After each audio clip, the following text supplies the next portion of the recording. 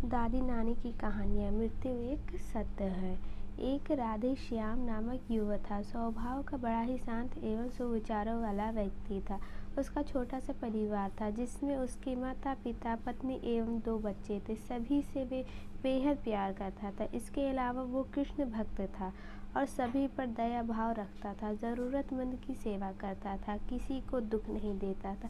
इसके इन्हीं गुणों के कारण श्री कृष्ण उससे बहुत प्रसन्न थे और सदैव उसके साथ रहते थे। और राधे श्याम अपने कृष्ण को देख भी सकता था और बातें भी करता था। इसके बावजूद उसने कभी ईश्वर से कुछ नहीं मांगा। वह बहुत खुश रहता था क्योंकि ईश्वर हमेशा उसके साथ रहते, इसे मार्गदर्शन देते थे। राधे श्याम श्री कृष्ण को अपने मित्र की तरह ही पुकारा करता था और उनसे अपने विचारों को बांटता था।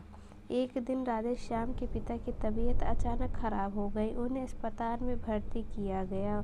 उसने अब सभी डॉक्टर के हाथ जोड़े अपने पिता को बचाने की मिन्नतें की, लेकिन सभी ने उससे कहा कि वो ज़्यादा उम्मीद नहीं दे सकते और सभी ने उसे भगवान पर भरोसा रखने को कहा।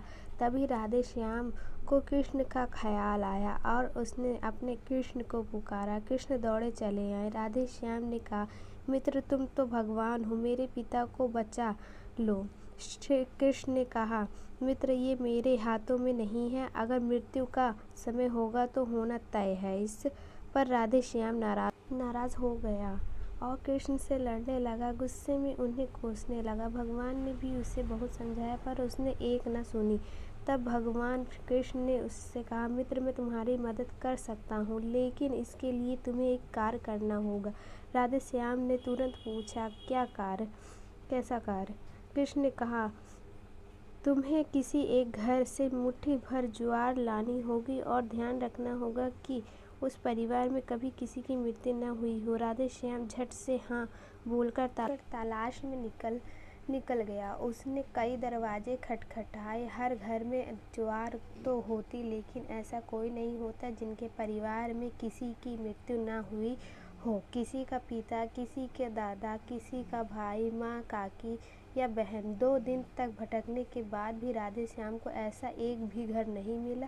तब उसे इस बात का एहसास हुआ कि मृत्यु एक अटल सत्य है। इसका सामना सभी को करना होता है, इससे कोई नहीं भाग सकता। और वो अपने व्यवहार के लिए कृष्ण से क्षमा मांगता है और निर्णय लेता है जब तक उसके पिता जीवित है उनकी सेवा करेगा। थोड़े दिन बाद राधे श्याम के पिता की स्वर्ग सिधार जाते हैं। उसे दुख होता है, लेकिन ईश्वर की दी इस सीख के कारण उसका मन शांत रहता है। दोस्तों, इसी प्रकार हम सभी को इस सच को स्वीकार करना चाहिए कि मृत्यु एक अटल सत्य है। उसे नकारना मूर्खता है। दुख होता है, लेकिन इसमें फंस जाना गलत है, क्योंकि केवल आप ही उस दुख से पीड़ित नहीं है, अपितु तो संपूर्ण मानव जाति दुख के रूबरू होती ही है। ऐसे सच को स्वीकार कर आगे बढ़ना ही जीवन है। कई बार हम अपने किसी खास के चलते जाने से इतने बेबस हो जाते हैं कि सामने खड़ा जीवन और उससे जुड़े लोग हमें दिखाई ही नहीं पड़ते। ऐसे अंधकार से निकलना मुश्किल हो जाता है। जो मनुष्य मृत्यु के सत्य को स्वीकार कर लेता है, उसका जीवन भार विहीन हो जाता है और उसे कभी कोई कष्ट तोड़ नहीं सकता और जीवन के हर क्षेत्र में आगे बढ़ता जाता है।